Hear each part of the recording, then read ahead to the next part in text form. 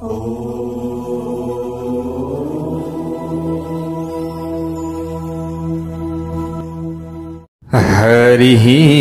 ओम स्वस्ति श्री गणेशाय नमः। ओम नमो भगवते वासुदेवाय। ओम नमः शिवाय। ओम या कुन्देन्दु तुषारहार धवला या शुभ्रवस्त्रावृता या वीणावरदण्ड मण्डितकरा या श्वेतपद्मासना या ब्रह्माच्युत शंकर प्रभृतिभिर्देवैः सदा वन्दिता सा मां पातु सरस्वती भगवती निःशेषजाड्यापहा। नारायणं नमस्कृत्य नरं चैव नरोत्तमं देवीं सरस्वतीं व्यासं ततो जयमुदीरयेत्। श्री शिव महापुराण कथा श्रवण गर्दै गर्दै आज तपाईं हामी आजको नयाँ भाग 7 मा उपस्थित भइसकेका छौं। ओहो भगवानका प्यारा प्यारा भक्त सज्जन वृन्दहरू, श्री शिव महापुराण नामैले काफी छ विशेष र शिव तत्व के रहेछ हामीले त्यो बुझ्दैछौं। यहाँनेरि प्यारा भक्त भागवतहरू हजुरहरूले कथा श्रवण गर्दै हुनुहुन्छ भक्तिभाव श्रद्धापूर्वक र हजुरहरूले यहाँनेरि कथा सुन्दै जाँदाखेरि शिव तत्वको बारेमा प्रष्ट रूपमा बुझ्नु नै हुनेछ। भगवान शिवजीको उनै मेरा प्यारा भोले बाबा, तपाईं हामी सबैका प्यारा भोले बाबाको महिमा गाइएको श्री शिव महापुराण हामी श्रवण गर्दैछौँ। ओ प्यारा भक्त भागवतहरू, त्यसैले आनन्दपूर्वक श्रवण गर्दै अगाडि बढौं र सबैले सबैभन्दा अगाडि भनौं हर हर महादेव, हर हर महादेव।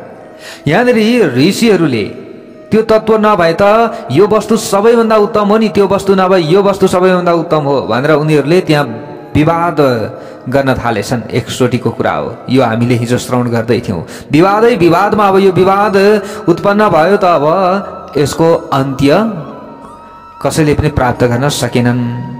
अब एउटाले भन्ने त्यो वस्तु उत्तम, अर्कोले भन्ने अर्को वस्तु उत्तम। त सबै कहाँ गए? ब्रह्माजीका शरणमा गएका छन्। उनीहरूले त्यहाँ गएर भनेका थिए तपाई त समग्र जगतको पालन पोषण गर्नेवाला हुनुहुन्छ प्रभु र सबैको कारण पनि हजुर नै हुनुहुन्छ।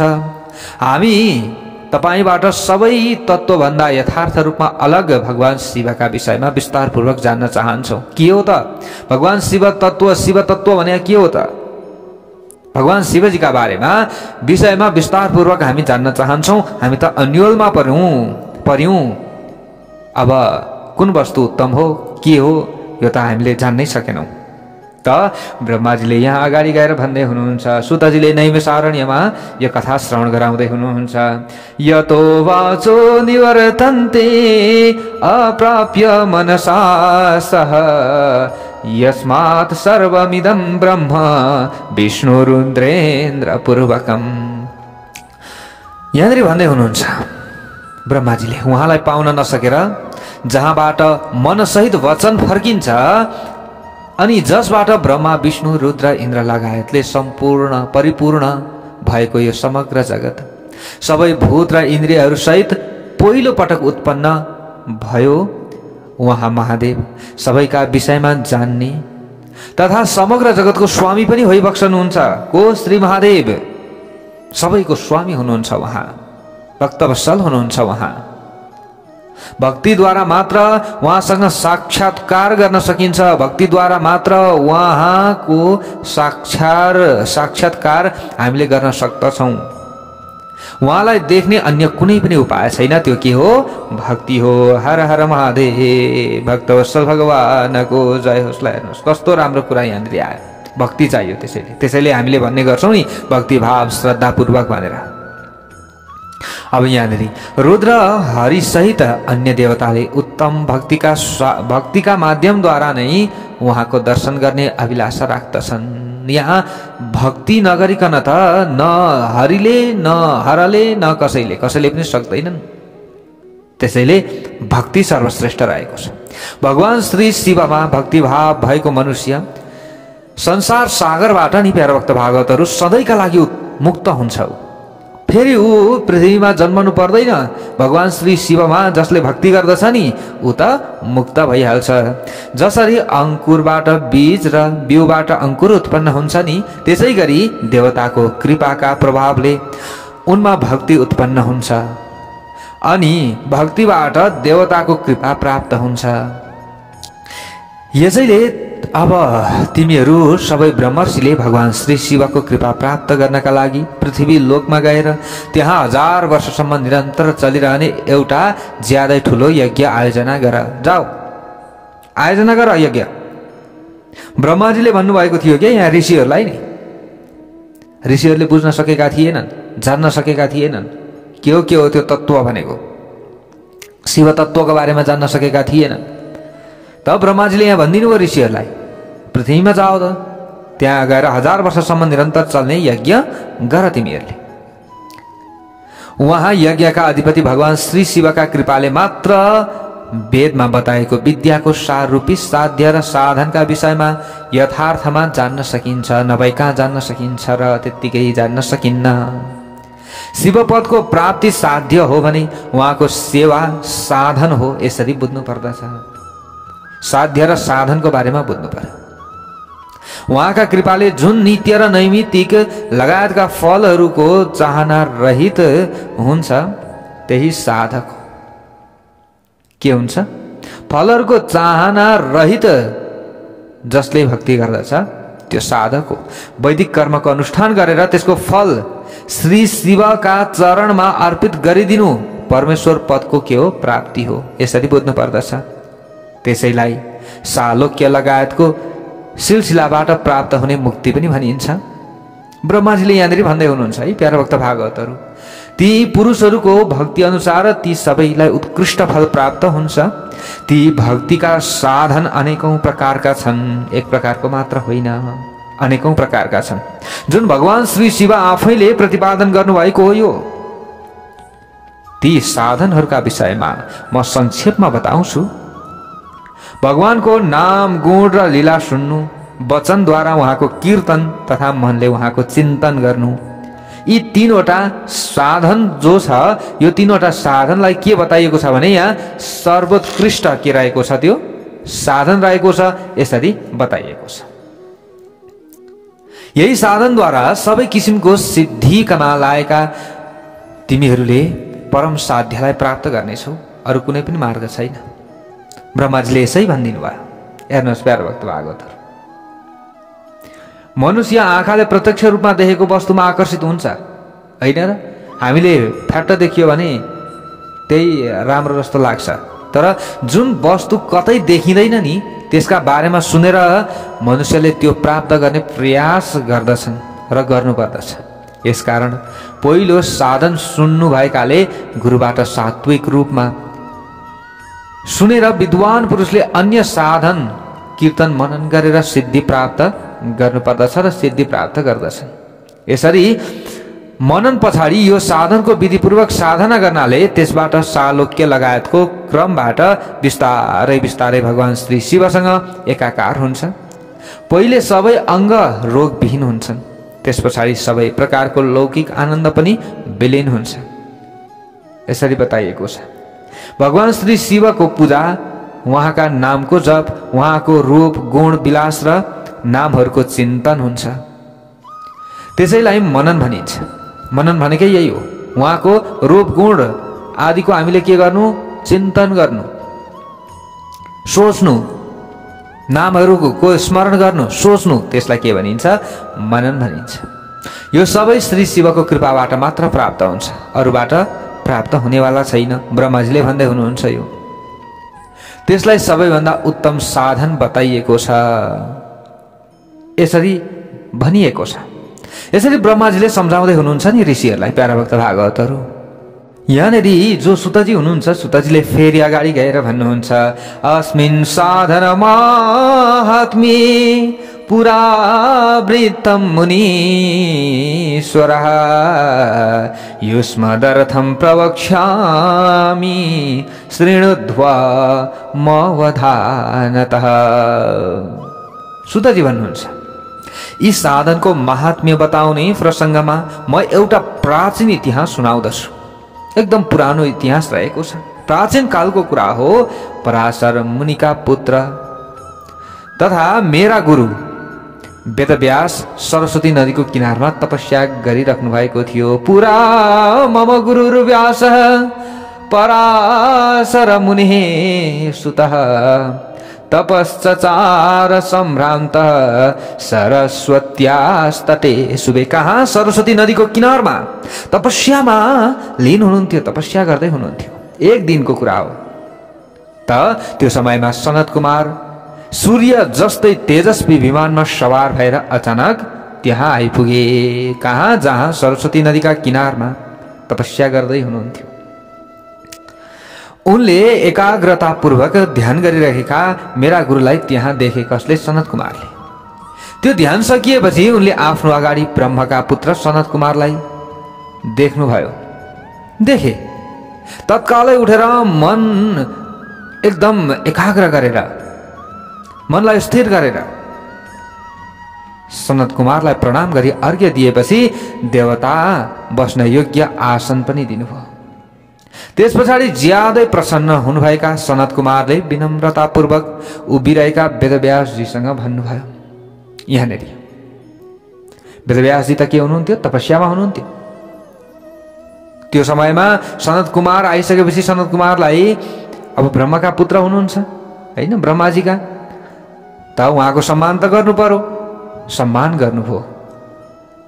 अनि उभिरहेका वेदव्यासजीसँग सनत कुमारले त्यो समयमा भन्न लाग्नुभयो, सत्यम वस्तु मुने दध्याः साक्षात्करण गोचरः सशिवोऽथ सहायोऽत्र तपस्सरसि किं कृते।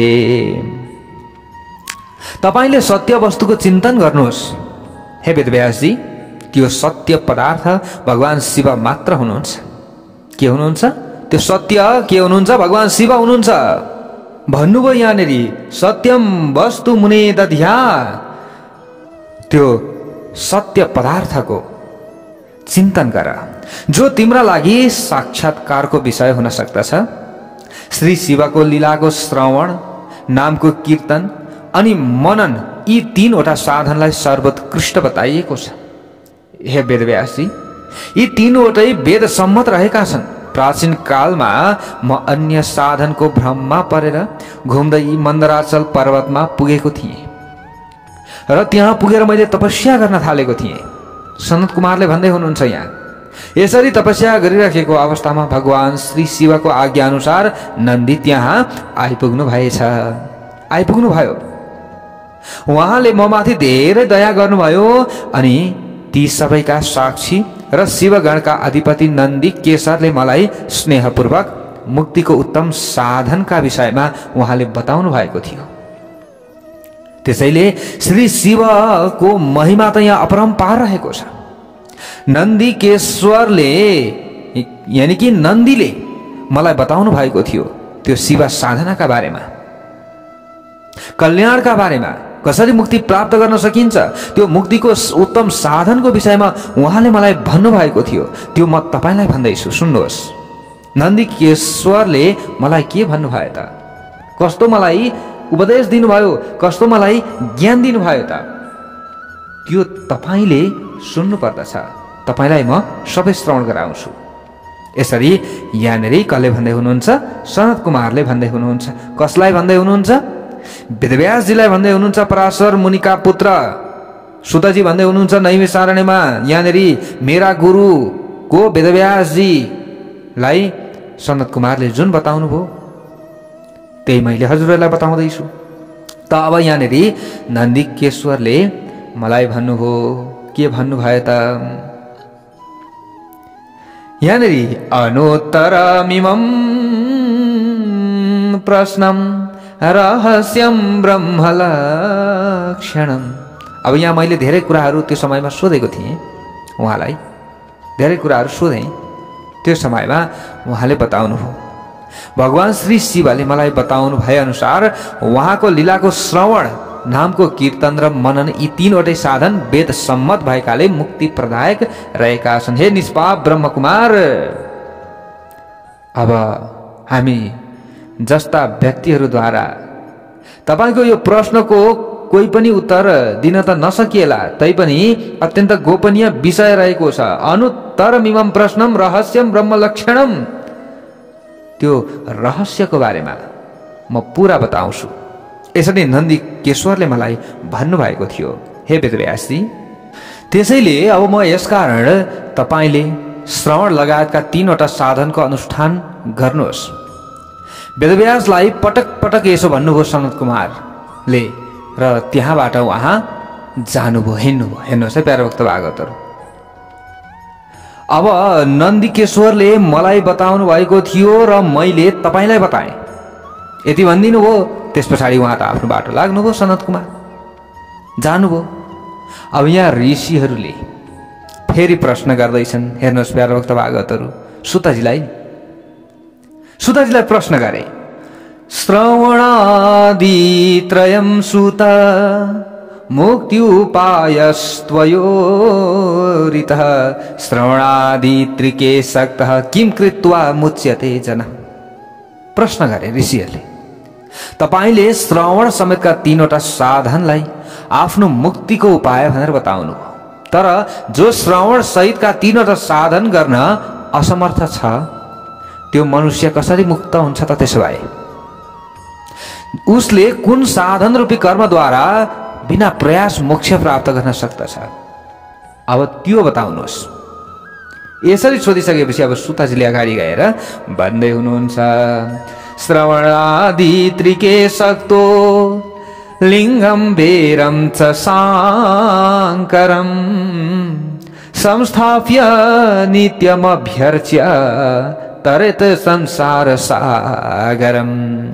यहाँनिर के बताइयो भन्दा भगवान श्री शिवजीको लीलाको श्रवण अनि उहाँको नामको कीर्तन अनि यो मनन, यो तीनवटै साधन वेद सम्मत भएकाले व्यक्तिहरूलाई मुक्ति प्रदायक यो रहेको छ। व्यक्तिहरूको मुक्ति हुन्छ, तर अब यो तीनवटै साधन गर्न नसक्ने पनि त हुन सक्छन् नि मनुष्य। अब भगवान श्री सामसदा शिवजीको लीला श्रवण गर्ने उनीहरूलाई अवसर नमिल्ला, कसले श्रवण गराइदेला, भन्न पनि नआउला अथवा नबुझिएला, अनि उहाँको नामको कीर्तन गर्न पनि नजानिएला अथवा मनन गर्न पनि अब नआउला। अब यस्तो अवस्थामा के गर्ने त? कसरी व्यक्तिहरूको उद्धार हुन्छ त? कसरी मुक्ति प्राप्त गर्न सक्दछन् त भनेर यसरी सोधेपछि सुताजीले भन्नुभएको छ। यहाँ उहाँले भन्दै हुनुहुन्छ, जो श्रवण कीर्तन र मनन, यहाँनिर बताइयो, जसले श्रवण कीर्तन र मनन यी तीनवटै साधनको अनुष्ठान गर्न असमर्थ छ भने उसले भगवानको के शिवलिङ्गम अथवा मूर्ति स्थापना गरेर नियमित रूपमा पूजा गर्यो भने त्यो संसार सागरबाट मुक्त हुन सक्दछ। सबले भनौँ हर हर महादेव। ल हेर्नुहोस्, यहाँ लिङ्गम भनेको के? त्यो चिन्ह के को? भगवान श्री साम्ब सदा शिवजीको त्यो चिन्ह, उहाँको स्वरूप, त्यसलाई मानिन्छ। अब त्यसलाई पूजा गर्नु पर्यो, भगवानको मूर्ति स्वरूप स्थापना गरेर पूजा गर्नु पर्यो। शिवलिङ्गम पूजा गरियो भने व्यक्तिहरूले पार पाउने रहेछन्। जसले कपट नगरिकन आर्जन गरेको धन आफ्नो सामर्थ्य अनुसार शिवलिङ्गममा, शिव मूर्तिमा अर्पण गर्दछ भने त्यसले धेरै ठुलो पुण्य प्राप्त गर्दछ। नियमित रूपमा त्यो शिवलिङ्गम अथवा शिवलिङ्ग मूर्तिको पूजा व्यक्तिहरूले गर्दछन् भने त्यसका लागि अब कति पुण्य मिल्छ त्यसको वर्णनै गर्न सकिन्न। भक्ति भावले मण्डप ढोका लगायत बनाएर वस्त्र अक्षता धूप दीप नैवेद्य अर्पण गरेर छाता ध्वजा चामर लगायत शिवलिङ्ग र शिव मूर्तिमा कोही व्यक्तिहरूले चढाउँदछ भने त्यसले धेरै ठुलो पुण्य प्राप्त गर्दछ। यसरी चढाउनु पर्दछ, त्यसको प्रदक्षिणा गर्नु पर्दछ, भगवानको आफ्नो शक्ति अनुसार जप गर्नु पर्दछ, आह्वानदेखि लिएर विसर्जनसम्मको सबै क्रमैले प्रत्येक दिन भक्तिभावले पूजा गर्दछ जसले भने उसले मुक्ति प्राप्त गर्दछ। सबले भनौँ हर हर महादेव। यस प्रकारले शिवलिङ्ग र शिव मूर्तिमा भगवान श्री शिवको पूजा गर्ने मनुष्यले श्रवण लगायतका साधनको अनुष्ठान नगरे तापनि श्री शिवको प्रसन्नताले सिद्धि प्राप्त गर्न सक्दछ। पहिलेका धेरै महात्मा आदिले शिवलिङ्ग र शिव मूर्तिको पूजा मात्र गरेर संसार सागरबाट मुक्त भइसकेका छन्। यी धेरै उदाहरणहरू रहेका छन्। हे ऋषि हो, यसरी सुतजीले भन्नुभयो। ल हेर्नुहोस् प्यारो भक्त भागवतहरू, अब यहाँनिर फेरि ऋषिहरूले भन्दैछन्। के भन्दैछन् त भन्दा बेर मात्रे तु सर्वत्र पूज्यन्ते देवता गणः लिङ्गे बेरे च सर्वत्र कथं सम्पूज्यते शिवः। ऋषिहरूले प्रश्न गरे फेरि सबैतिर अब शिवलिङ्गमा नभएर मूर्तिमा देवताहरूको पूजा हुन्छ, तर भगवान श्री शिवको पूजा सबैतिर मूर्तिमा नभएर शिवलिङ्गमा किन हुन्छ, किन गरिन्छ? यसरी प्रश्न यहाँ ऋषिहरूले गरेका छन्। हेर्नुहोस् है, शिवलिङ्गमको पूजाको कति ठुलो महत्त्व रहेको छ। अब यहाँबाट हामीले बुझ्नेछौँ। ल हेर्नुहोस् प्यारो भक्त भागवतहरू, अब सबै देवी देवताहरूको त मूर्तिमा पूजा गर्दाखेरि अधिकाधिक फल मिल्छ होइन, तर शिवलिङ्गममा चाहिँ किन भगवान शिवको चाहिँ जुन एउटा चिन्ह, एउटा प्रतिमा भनौँ अथवा त्यो शिवलिङ्गम मूर्ति भनौँ, जुन शिवजीको आकार भनौँ अथवा शिवलिङ्गमा नै किन पूजा गरिन्छ त? अब यहाँ सुतजीले भन्दै हुनुहुन्छ प्यारा भक्त भागवतहरू, उत्तर हेर्नुहोस् है। अहो मुनीश्वरः पुण्यम प्रश्नमेतन्महाद्भुतम् अत्र वक्ता महादेवो नान्योस्ति पुरुषः क्वचित्।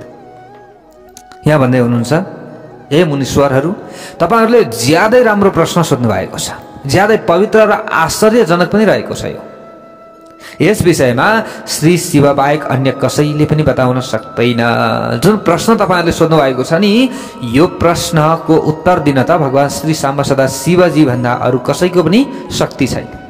यस प्रश्नको जवाफमा श्री शिवले बताउनु भएको थियो, एकचोटि मैले मेरो गुरुबाट जो सुनेको छु त्यो नै बताउँछु, किनभने गुरु कृपाले प्राप्त गरेको ज्ञान नै त्यो सर्वश्रेष्ठ हुन्छ। जे मैले सुनेको छु नि त्यो म बताउँछु।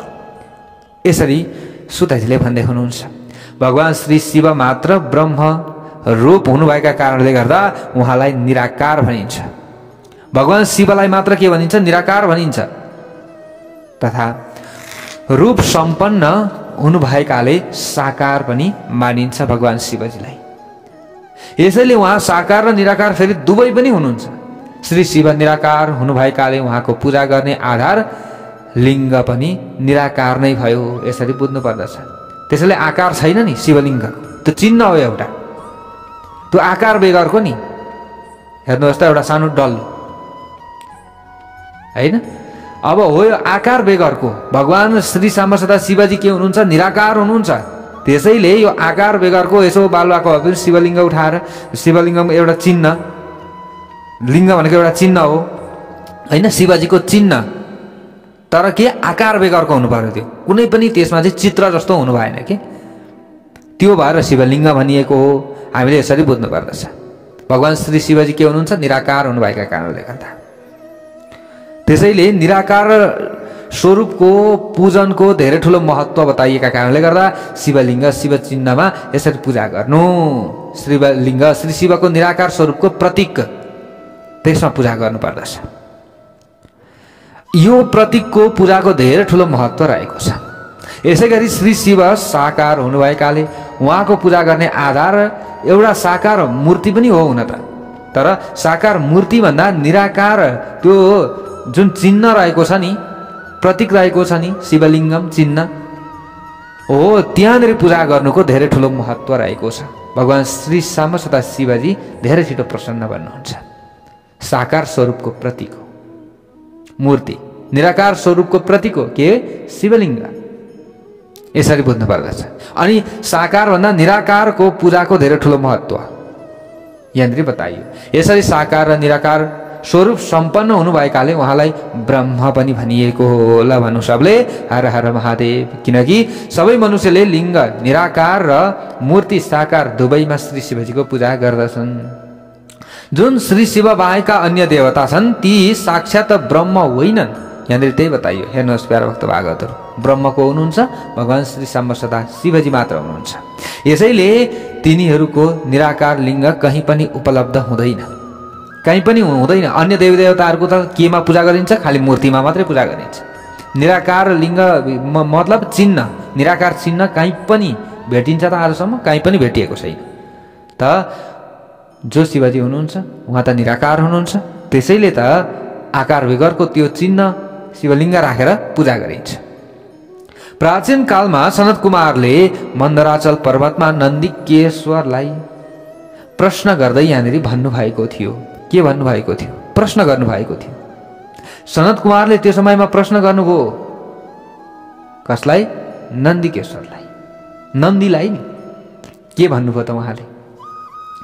शिवान्य देव वश्यानां सर्वेषामपि सर्वतः वेरमात्रं च पूजार्थं श्रुतं दृष्टं च भूरिशः।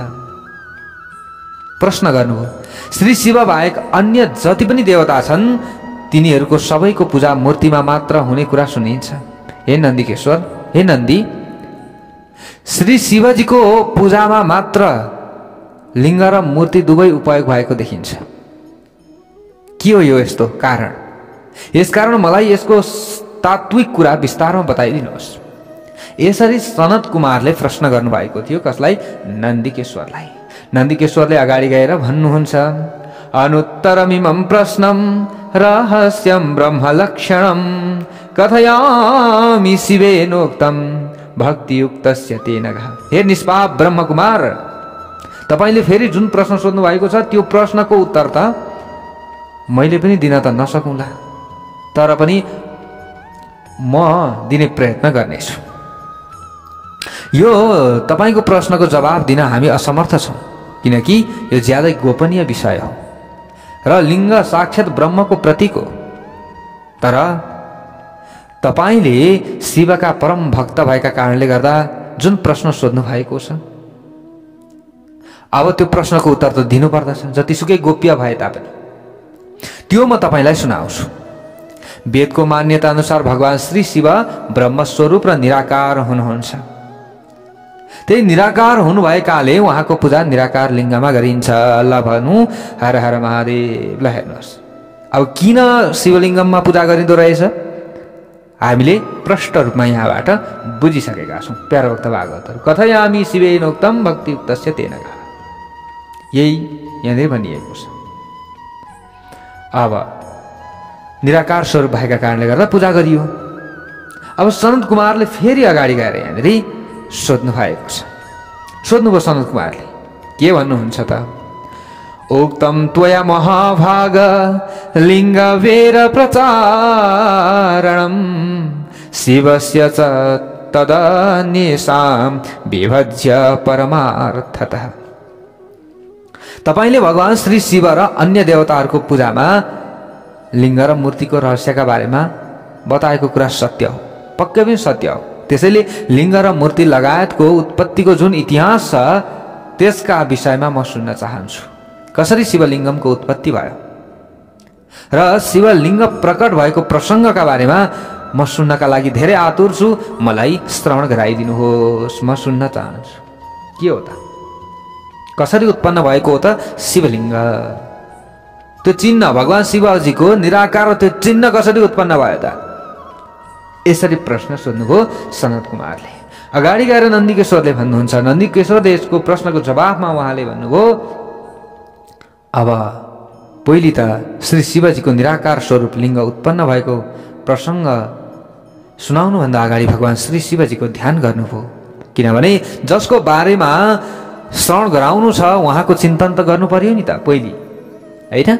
त्यसैले सर्वशक्तिमान उनी प्रभु परमात्माको चिन्तन गर्नुभयो। त्यस पछाडि उहाँले सुनाउन थाल्नुभयो, सबले भनौँ हर हर महादेव।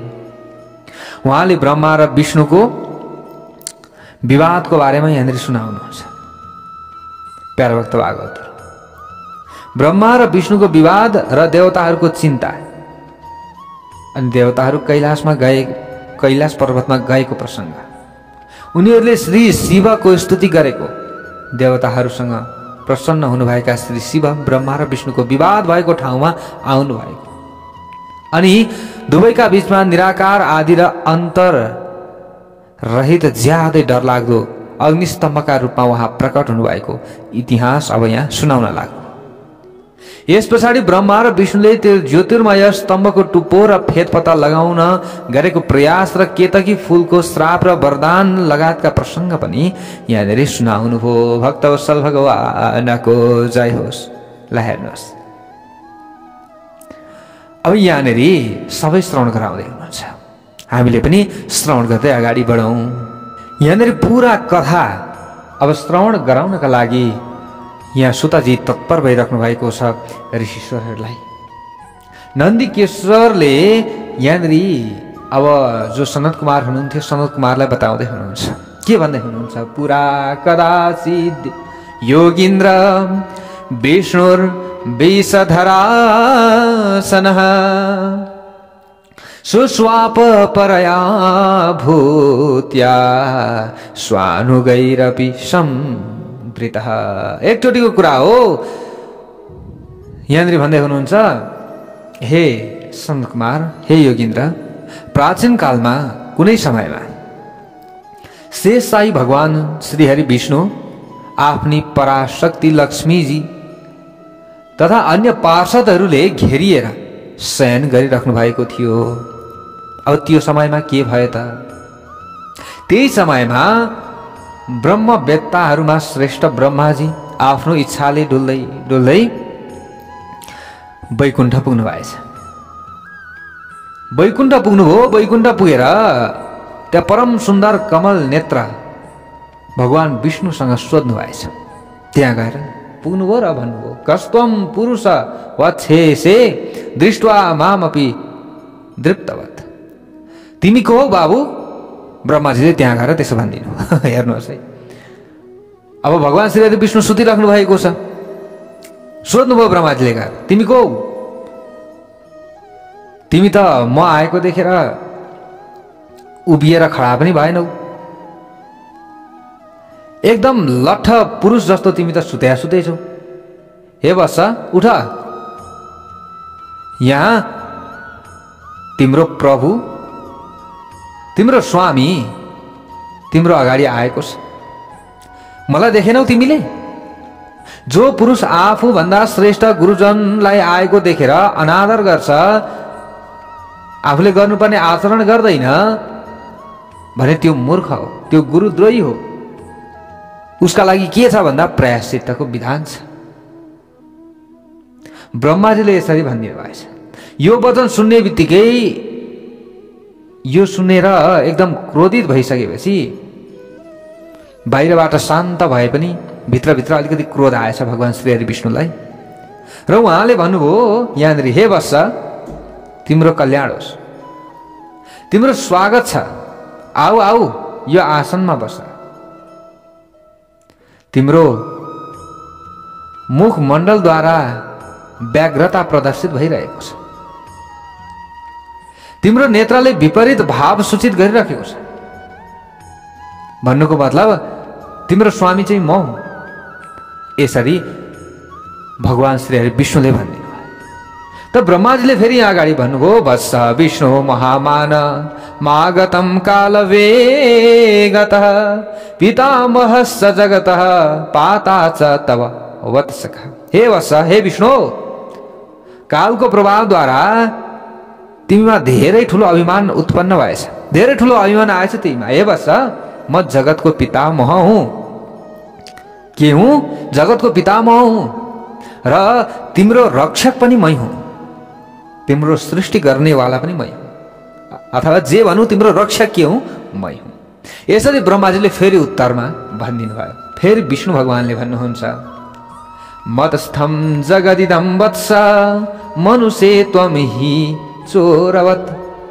हे वत्स, हे बाबु, यो जगत ममा नै स्थित छ। तिमी केवल चोरको समान अरूको सम्पत्तिको जुन धन रहेको छ, जुन अरूको सम्पत्ति रहेको छ, चोर जस्तै नि अरूको सम्पत्तिलाई व्यर्थमा आफ्नो मान्दैछौ तिमीले। तर यो जगत त केमा छ? ममा स्थित छ। तिमी मेरो नाभिक कमलबाट उत्पन्न भएका हौ। त्यसैले हे पुत्र, तिमीले यो व्यर्थको कुरा गरेर कुनै पनि फाइदा छैन। तिमी के हो? मेरो छोरा हौ। ल हेर्नुहोस्, अब यहाँ ब्रह्माजीले भन्ने म तिम्रो स्वामी हुँ, यो जगतको पितामह म हुँ, म गुरु हुँ, मेरो सम्मान गर्नुपर्दछ भन्ने। यता भगवान श्री हरि विष्णुले भन्ने मेरो नाभिक कमलबाट तिमी उत्पन्न भएका त हो नि, सबैभन्दा ठुलो म हुँ भन्ने। अब यसरी यहाँ विवाद सृजना भइरहेको छ। हेर्नुहोस्, अब यो विवादबाट के हुन्छ त हामीले भोलिको कथा प्रसङ्गमा श्रवण गर्नेछौँ। सबले भनौँ हर हर महादेव।